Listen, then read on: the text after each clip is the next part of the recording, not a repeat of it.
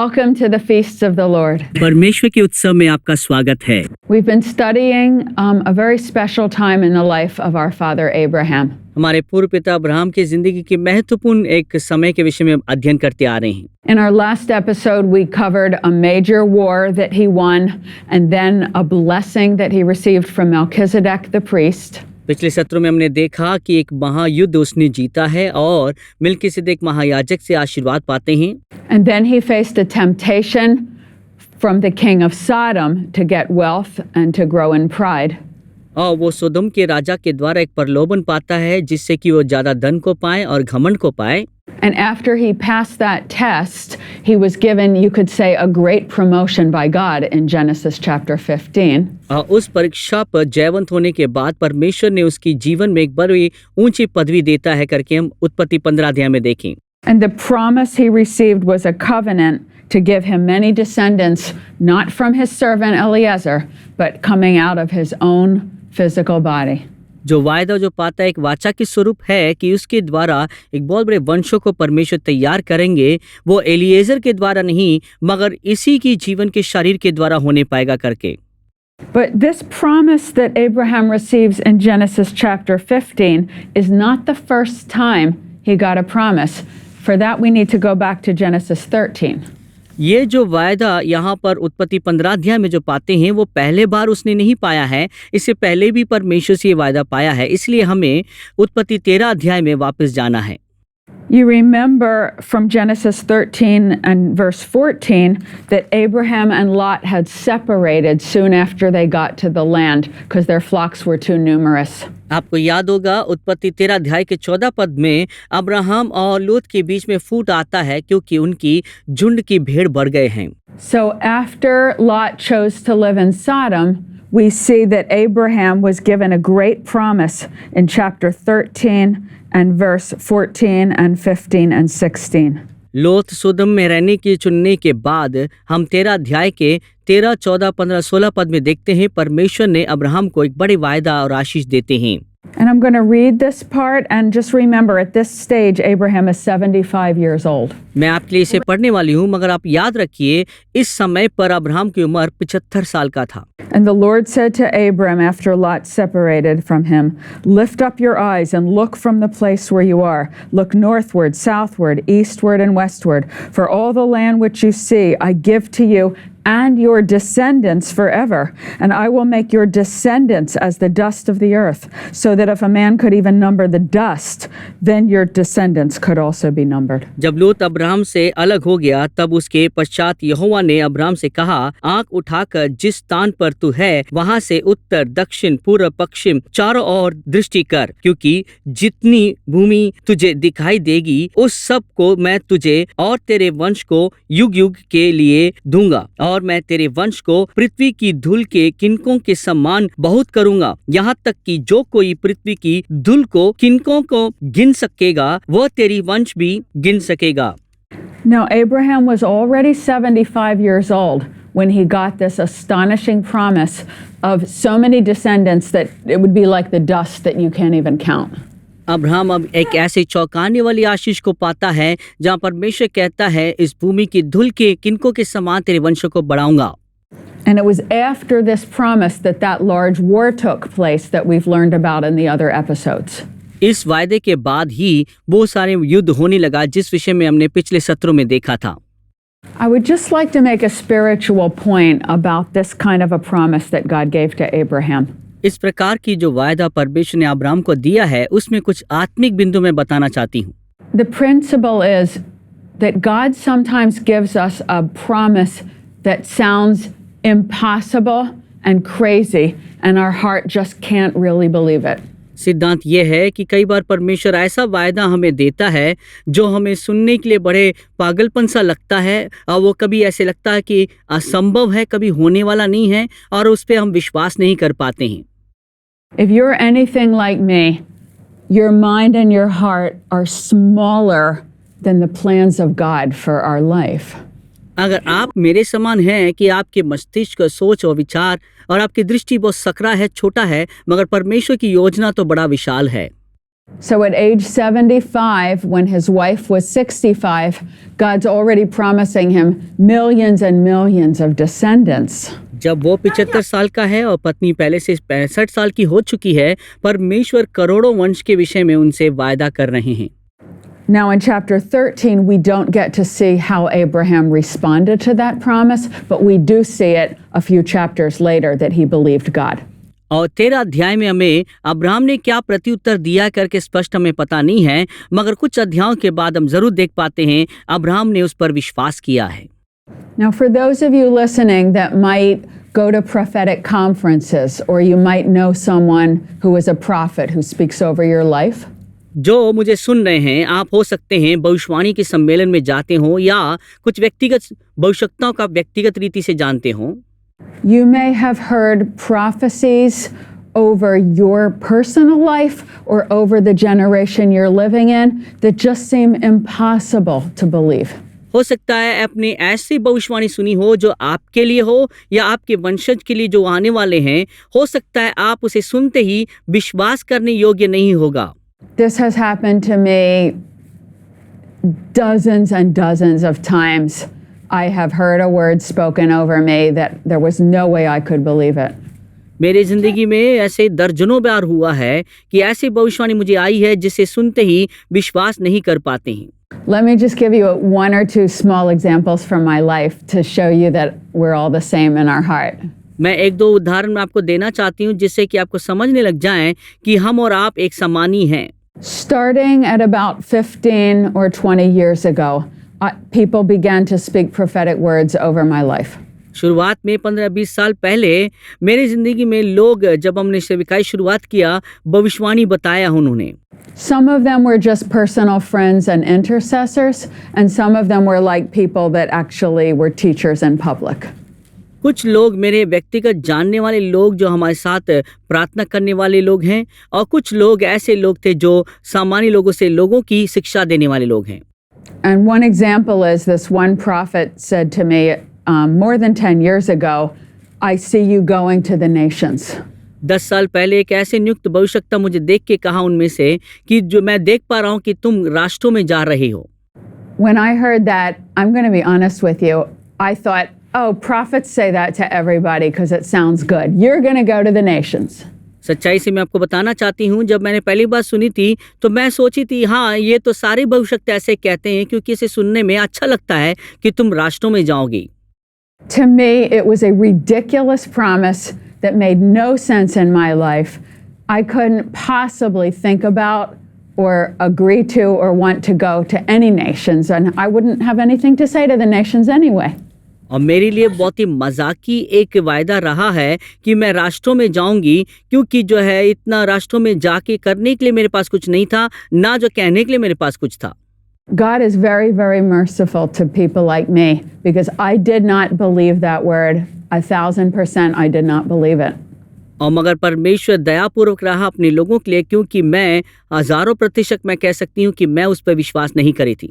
I didn't deserve to end up going to many nations because of my unbelief. I didn't deserve it, but God did it anyway. मैं योग्य ही नहीं रही कि मैं जो है इस वायदे के मुताबिक राष्ट्रों में जा सकूं, क्योंकि मैं परमेश्वर पर विश्वास नहीं करी थी।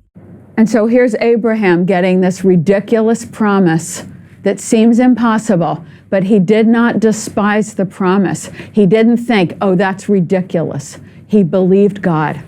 अब अब्राहम भी ऐसा ही एक वायदा पाता जो मजाकी लगता है, मगर उसने उसे टाल नहीं दिया, ना जो है उसे इनकार कर दिया, मगर उसने उस पर विश्वास किया कि माना कि परमेश्वर जरूर उसे कर सकते हैं। I really want to encourage you because when I was just a mother raising my children and all I wanted to do was make dinner every night and bake some cookies, I didn't think about going to the nations and it just seemed crazy. And maybe you're like me. और मैं आपको प्रोत्साहन करना चाहती हूँ, मैं एक गृह की महिला होने के नाते परिवार को संभाल रही थी, उनके लिए खाना पकाना, सब कुछ करना, हम बच्चे को देखना, ऐसे कार्य कर रहे थे, मगर विश्वास ही नहीं करी थी कि मैं राष्ट्रों में जाऊंगी करके। But I want to warn you, it's a really big deal to God when we don't believe a promise. Just because our mind is so small, we can't think of it. मैं चेतावनी देना चाहती हूँ कि परमेश्वर के लिए बहुत ही कठिन हो जाता है जब हम उसके वायदे पर विश्वास नहीं करते हैं, क्योंकि हमारी सोच की क्षमता बहुत सकरा है, छोटा है। You see, we have a low opinion of ourselves, and we have a low opinion of what God can do also. पहला, हम अपने ही विचार में बहुत नीचे सोचते हैं, छोटा सोचते हैं, और परमेश्वर को भी हम छोटा सोचते हैं कि उसकी वायदा को पूरा करने के लिए। So there are two mistakes we make that cripple our ability to move into the prophetic voice of God. हम ऐसे दो प्रकार की इस अंधविश्वास के कारण हम परमेश्वर की चमत्कार को होने के लिए अपाहिज कर देते हैं। First of all, we feel so unworthy in ourselves that we limit ourselves and say, I could never, ever, ever because I'm this or that. पहला, हम अपने आप को नीचा कर देते हैं और हम अपने आप को सीमित कर देते हैं, कहते हैं कि परमेश्वर कभी भी ये वायदा हमारी जिंदगी में पूरा नहीं हो सकता है। That's the first mistake. ये पहला गलती है। The second mistake is even worse. दूसरा गलती से भी बुरा है। The second mistake is we make God small. हम दूसरी गलती में क्या करते हैं? परमेश्वर को छोटा दिखाते हैं। He could never do this with my life because I'm stuck doing this. I can't picture any future where I'm doing what I do now. वो हमारे लिए कर नहीं पाते हैं, क्योंकि जो कार्य हम कर रहे हैं उसमें अटक चुके हैं, तो जो प्रभु करने वाला है उसे हम देख नहीं पाते हैं। So we insult God by saying, you're not big enough to accomplish this in my life. हम परमेश्वर के अपमान करते हैं, कहते हुए कि जो आप योग्य नहीं है इस कार्य को हमारी जिंदगी में करने के लिए। And we also insult God when we say, I'm too weak, I'm too poor, I'm too stupid. When we do that, we're insulting God because He's the one that made us for a purpose. हम परमेश्वर को तब भी अपमानित करते हैं जब हम कहते हैं कि मैं योग्य नहीं हूँ, मैं तो छोटा हूँ और मैं बहुत कमज़ोर या निर्बल हूँ, तो हमें भी उस वक्त भी परमेश्वर को हम अपमानित करते हैं, क्योंकि उन्होंने ही हमें बनाया है। So before we look at Abraham's mistakes, पहले अब्राहम की गलतियों को देखने से पहले I want to encourage you very much to believe the bigger picture of God's prophetic dreams for your life. मैं आपको बताना चाहती हूँ, आप परमेश्वर पर विश्वास करिए अपने आप के लिए, क्योंकि परमेश्वर की एक बड़ी तस्वीर है आपकी योजना के लिए कि आपके जीवन में करने के लिए। You may feel you're in a terribly constrained circumstance, but do not be limited by your circumstances at this moment. हो सकता है आप अपने परिस्थिति में बहुत ही बुरी तरीके से फंसे हुए हों और आप सीमित हों, मगर मैं बताना चाहती हूँ उसी में आप सीमित ना रहें। It will please the Lord very much if you believe the best about His desire for you and His power to do it. और ये परमेश्वर के लिए बहुत ही प्रश्न होगा जब आप उस पे विश्वास करते हैं कि मानते हुए परमेश्वर आपके लिए एक बड़ी योजना रखा है और एक बड़ी चाहत आपके लिए रखे हैं। So we've just looked at Genesis 13 verses 14 to 17. We've just looked at those promises. हमने अभी उन वायदे को देखा जो उत्पत्ति 13 अध्याय के 14 से लेकर 17 पद में हैं। And in that passage we just read, God promised Abraham millions of descendants and that they would inherit this land that we now call Israel, except it was bigger than what we now call Israel. इस पदों में अभी हमने पढ़ा था कि परमेश्वर ने वायदा दिया है कि करोड़ों वंश तुम्हारे आएंगे। इतना ही नहीं, वो इस भूमि को अपने वश में कर लेंगे, जिसको आज हम इस्राएल कहते हैं। उन दिनों में ये इससे भी बड़ा था। Now let's jump ahead to Genesis 17 for a minute. अब जो है 1 मिनट के लिए हम थोड़ा आगे बढ़ेंगे उत्पत्ति 17 अध्याय की ओर। I'm going to read from verse 3 to verse 8. हम तीसरे पद से 8वें पद तक पढ़ेंगे। Then Abram fell on his face, and God talked with him, saying, As for me, behold, my covenant is with you, and you shall be a father of many nations. No longer shall your name be called Abram, but you shall be called Avraham, for I have made you a father of many nations. I will make you exceedingly fruitful, and I will make nations out of you, and kings shall come from you.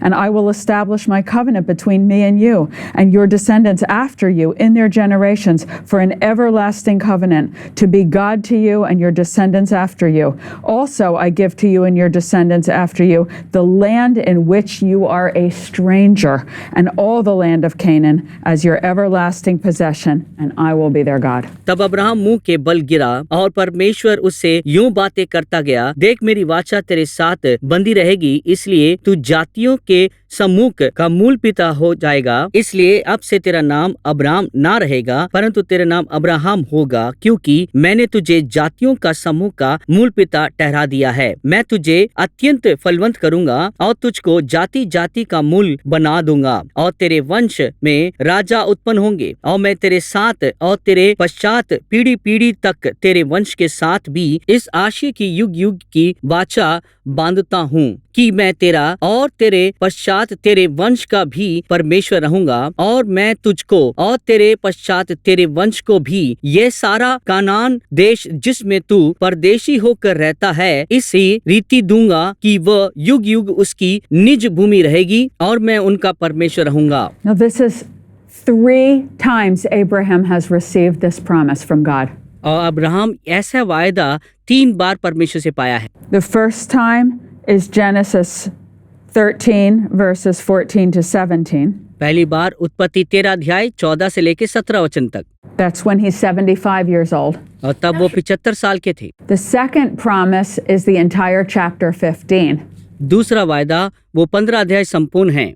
In chapter 15, Abraham has a vision of God, and God actually makes a covenant with him with animal pieces. 15 अध्याय में एक दर्शन मिलता है Abraham को, जहाँ परमेश्वर Abraham से मुलाकात करते हैं, अब्राहम से वायदा करते हैं जानवर के कुछ टुकड़ों के द्वारा। In fact, in chapter 15, Abraham is told to cut sacrificial animals in half and put the halves of the animal on 2 sides of a hill, and the blood runs into the valley below. 15 अध्याय में परमेश्वर ने एक बलिदान की जानवर को काटने के लिए कहा। जब उस जानवर को उन्होंने काटा तो 2 भाग में करके ये दोनों पहाड़ों की तरफ फेंकने के लिए कहे, और उसके लहू उसकी तराई में से होके बहते हुए गया। And after Abraham cuts the animals in half and their blood starts to trickle down into the valley, the sun begins to set and Abraham goes into a deep spiritual sleep like a trance. Abraham बलिदान को काट के 2 भाग करने के बाद उसके खून की कतरा उस तराई में से बहने लगा, तो उस वक्त सूरज ढल गया। अब्राहम अभी आत्मिक रीति से एक गहरी नींद में चला गया। Let's take a minute and go back to chapter 15 and read about what happens after Abraham cuts those animal pieces. हम 1 मिनट लें और 15 अध्याय में जाके देखें अब्राहम ने जो बलिदान को 2 भाग में काटा तो क्या हुआ। Let's look at verse 17 in particular. नियुक्त तरीके से 17 पद को हम देखेंगे। And it came to pass when the sun went down and it was dark, that behold, there appeared a smoking furnace and a burning torch that passed between those pieces. On that same day the Lord made a covenant with Abraham. और ऐसा हुआ कि जब सूर्य अस्त हो गया और घोर अंधकार छा गया, तब एक अंगीठी जिसमें से धुआं उठता था और एक जलती हुई मशाल दिखाई दी, जो उन टुकड़ों के बीच में से होकर निकल गई।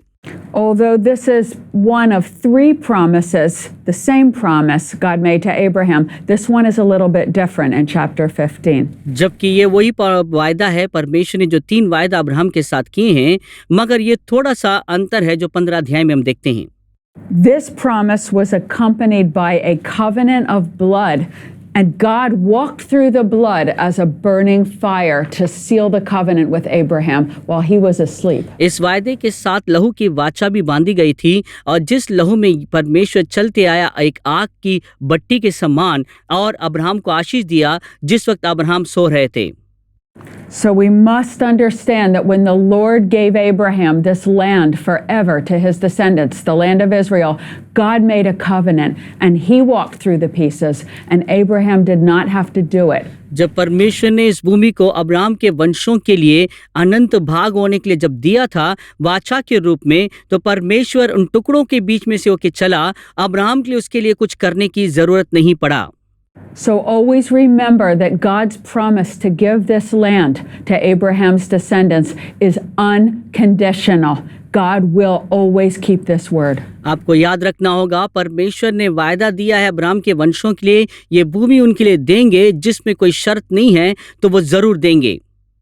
In our next episode, we'll learn about the mistakes Abraham made before the child of promise was born. अगले सत्र में हम देखेंगे अब्राहम ने क्या गलती किया है उसके वायदे के पुत्र के जन्म होने से पहले। And until our next episode, read these carefully and may the Lord bless you. अगले सत्र तक इस भाग को ध्यान से पढ़िए और तब तक परमेश्वर आपको बहुत ऐसे आशीष दें। Amen. आमीन।